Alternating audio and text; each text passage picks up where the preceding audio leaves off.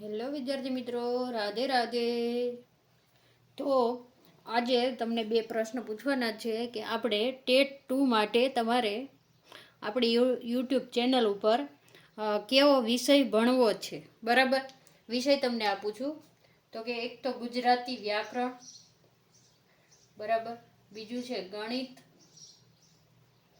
અને ત્રીજું છે રિઝનિંગ અને હા સ્ટેટિક જીકે. બરાબર, આ 4 વિષયમાંથી તમારે મારી પાસેથી કયા વિષયમાં ભણવું છે. બરાબર, બધા તો લેશું જ આપણે, આટલા વિષય મારી ફાવટ છે.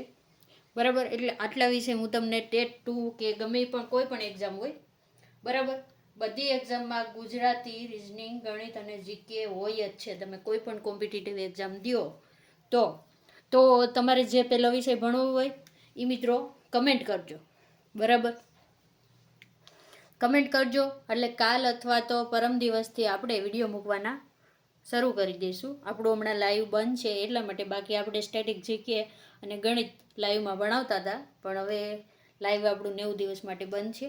બરાબર, તો તમે કમેન્ટ કરી શકો છો. હવે જોઈએ કે ટાટ હાઈ સેકન્ડરી અને ટાટ સેકન્ડરી, બરાબર, રિઝલ્ટ ક્યારે આવશે, કટ ઓફ ક્યારે આવશે અને કટ ઓફમાં તમારા માટે કંઈક નવું આવી રહ્યું છે. બરાબર, ન્યૂઝ આપણને એવા મળી રહ્યા છે. બરાબર, તો કે રિઝલ્ટ છે ને આ અઠવાડિયામાં આવી શકે, અઠવાડિયામાં આવે તો. અને ટાટ સેકન્ડરીની ફાઇનલ આન્સર કી મહિનાના એન્ડ સુધીમાં આવી શકશે, એન્ડમાં આવશે આ મહિનાના. બરાબર, જૂનના એન્ડમાં આવશે અને આ અઠવાડિયામાં આવી શકે તો એના પછી આવી શકે. તમને એમ થતું હશે કે મેડમ દર વખતે અઠવાડિયું જ કરતા જાય છે, પણ તમે જુઓ 2023નું કટ ઓફ કેવું હતું. 2023નું કટ ઓફ જુઓ ને તો જનરલ હતું. કેવું હતું? જનરલ. કેટલું હતું? તો કે 70 માર્ક. 70 માર્કવાળા બધાને તમને મેન્સ દેવા દીધી હતી. બરાબર, પણ આ વખતે રાજ્ય પરીક્ષા બોર્ડ કાંઈક નવું વિચારી રહી છે. બરાબર, એટલે એ આટલો સમય લઈ રહી છે. તો સરપ્રાઇઝમાં શું આવી શકે? તો કે તમારું કટ ઓફ કેટેગરી વાઇઝ અથવા તો વિષયવાર આવી શકે છે. જો આ પૂરી નથી, પણ આપણને અંદરખાનેથી થોડા ન્યૂઝ મળી રહ્યા છે, એના આધારે આપણે કહી શકીએ છીએ. તો કે વિષયવારમાં તો છે ને ખાલી જગ્યાઓને એના 7 ગણા લેવાને એવું થઈ શકે. કારણ વિષયવાર ક્યારે દઈ શકીએ? તો કોઈ પણ તમે આગળની એક્ઝામનો ઠરાવ જોયો હોય ને, હમણાં કઈ એક્ઝામ હતી? AIATની હતી. બરાબર, એમાં શું હતું કે કંઈક 1200 કે 1300 જગ્યા ભરવાના હતી ને, બરાબર, એના 7 ગણા લઈ શકે. કેટલા? 7 ગણા મેન્સ એક્ઝામમાં લઈ શકે. એટલે વિષયવારમાં તો બહુ ડિફિકલ્ટ થઈ જાય. જો તમને વિષયવાર કટ ઓફ દે ને તો દરેક વિષયની પહેલાં તો જગ્યા નક્કી કરવી પડે, કેટલા શિક્ષકોની જગ્યા ખાલી, એને ગુણ્યા 7, બરાબર જે આવે એને મેન્સ દેવા મળે. હવે ત્યાં ઉદાહરણથી સમજો કે આ કોઈ વિષય છે. ચાલો આપણે જોયું કે આ ગુજરાતી છે. બરાબર, ગુજરાતી, એમાં ભાષા છે એટલે સમજી લો કે 300 શિક્ષકોની જગ્યા ખાલી છે. બરાબર, ગુજરાતી વિષયમાં કહું છું. તો એના 7 ગણા લેવાના, એટલે તો કે 2100ને જ મેન્સ દેવા મળે. જો ગુજરાતી વિષય હોય બહુ જાજા ને, બરાબર, અહીંયા કમસે કમ ગણો તો 20,000 ઉપરને ગુજરાતી વિષય હોય. આપણે જો ઉદાહરણથી જોઈએ છે એટલે. બરાબર, તો અહીંયા 2100ને જ મેન્સ દેવા મળતી હોય તો મેરિટ ઉપર જો કટ ઓફ આવી જાય ગુણ ઉપર કે, બરાબર, તો શું થાય તમને ખબર?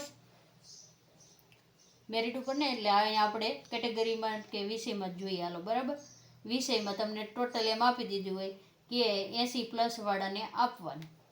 તો અહીંયા તો 2100ને જ હોય, તો જ્યાં 2100 પૂરા થતા હોય ત્યાં એ લોકો કટ ઓફ આવે. તમારું રિઝલ્ટ આવે એટલે એ લોકોને ખબર પડી જ ગઈ હોય કે કેટલા વિદ્યાર્થીઓ 2100 સુધીમાં આવી જાય છે, કેટલા માર્કવાળા ટૂંકમાં. એટલે શું થાય ખબર? અહીંયા કટ ઓફ છે ને ઊંચું જાય. શું જાય? ઊંચું જાય. જો સંખ્યા ઓછી તો કટ ઓફ ઊંચું. અને એ જ જગ્યાએ હાલો આપણે ખાલી ઉદાહરણથી જોઈએ કે ગણિતમાં 1200 જગ્યા ખાલી છે. બરાબર, સોરી 1200 નહીં પણ 1000 રાખી હાલો 1000 જગ્યા ખાલી છે તો એને ગુણ્યા 7 તો અહીંયા 7000 ને દેવા મળે. હવે તમે વિચારો કે ગણિતમાં હાલો 15000 દીધી એક્ઝામ 15000 હતા, વિષયવાર હોય એટલે અલગ અલગ કરીએ છો. 15000 હતા એમાંથી 7000 ને મેન્સ દેવા મળે બરાબર. તો કટ ઓફ કેવું જશે? કટ ઓફ છે ને તો 50 ની આજુબાજુ વહી જાય, સાવ નીચું વહી જાય. ક્યાં વહી જાય? નીચું. એટલે વિષયવાર કટ ઓફ આવવાની કોઈ શક્યતા આપણને દેખાઈ રહી નથી. જો આવું થાય તો ભરતી પહેલાં તમને પહેલાં શિક્ષકોને કેટલી જગ્યા ખાલી એના આંકડાય મળી જાય બરાબર. એટલે વિષયવારમાં છે ને બહુ મગજમારી છે. અને તમને ખબર છે હાઈ સેકન્ડરીમાં વિષય બહુ ઝાઝા છે ને? નહીં તો કેટલા કંઈક 30 એવા કંઈક વિષય છે કે કોમર્સના અલગ, આર્ટ્સના અલગ બરાબર. એવી રીતનું છે તમારું. એટલે વિષયવાર આવવાની શક્યતા નથી. તો કે કેટેગરી વાઇઝ બરાબર. તો કેટેગરી વાઇઝ એટલે તો કે જનરલનું અલગ આવે બરાબર. પછી ઈડબ્લ્યુએસનું કટ ઓફ અલગ આવે, એસટીનું અલગ આવે બરાબર. એ રીતનું અલગ અલગ કેટેગરીનું અલગ અલગ. હાલો દાખલા તરીકે તમે જુઓ તો જનરલનું અહીંયા 90 કટ ઓફ આવ્યું હોય તો ઈડબ્લ્યુએસનું 85 પણ આવી શકે બરાબર. આ તો બહુ હાઈ આંકડો આપણે ખાલી ઉદાહરણ માટે લીધો છે, બાકી આટલું તો નહીં જાય. અહીંયા છે ને જો જનરલનું આવે ને તો અંદાજે આપણે ગણીને તો 65 થી 75 વચ્ચે રહી શકે જનરલનું. ઈડબ્લ્યુએસનું તો કે 62 થી 70 આજુબાજુ રહી શકે. શું કામ એવું કહીશ? કારણ ઈડબ્લ્યુએસમાં સંખ્યા ઓછી હોય છે એટલા માટે. એટલે આવો અંદાજ તમે કાઢી શકો જો તમારે મેરિટનો કાઢવો હોય ને તો. પણ આમાં કાંઈ ન કરાય. અત્યારે આ અઠવાડિયામાં તો લગભગ કટ ઓફ આપી જ દેવાના છે બરાબર. તો થોડી રાહ જુઓ, કટ ઓફ આવશે. અને જે મિત્રોને 65+ માર્ક હોય ને એને શું કરાય તો કે તમારે જો સેકન્ડરીમાં તમે પાસ થઈ જવાના હોય ને, ટાટ હાઈ સેકન્ડરીમાં તમે બોર્ડર ઉપર હોય 65 અને ટાટ સેકન્ડરીમાં તમારે 90+ હોય. કેટલા? 90+. તો તમારે શું કરાય? આ તો તમારે પરીક્ષા દેવાની છે 100% બરાબર. પણ આમાં તમે બોર્ડર ઉપર છો તો શું કરાય તો કે 100 માર્કનું ગુજરાતી વર્ણનાત્મક તૈયાર કરવા મળે. શું કામે વર્ણનાત્મકનું કહીશ? કારણ એ બેમાં 100 માર્કનું કોમન હોય છે એટલે તમારે 2 પરીક્ષાની સાથે તૈયારી થતી જાય. પછી જેવું કટ ઓફ આવે એવું તમારે વિષય તમારા હોય એ તમારે તૈયાર કરી લેવાના બરાબર. તો જે વિદ્યાર્થી મિત્રોને વિડીયો સારો લાગ્યો હોય કમેન્ટ કરજો, લાઈક કરજો, તમારા મિત્રોને શેર કરી દેજો. વિડીયોને પૂર્ણ કરીએ છીએ. રાધે રાધે.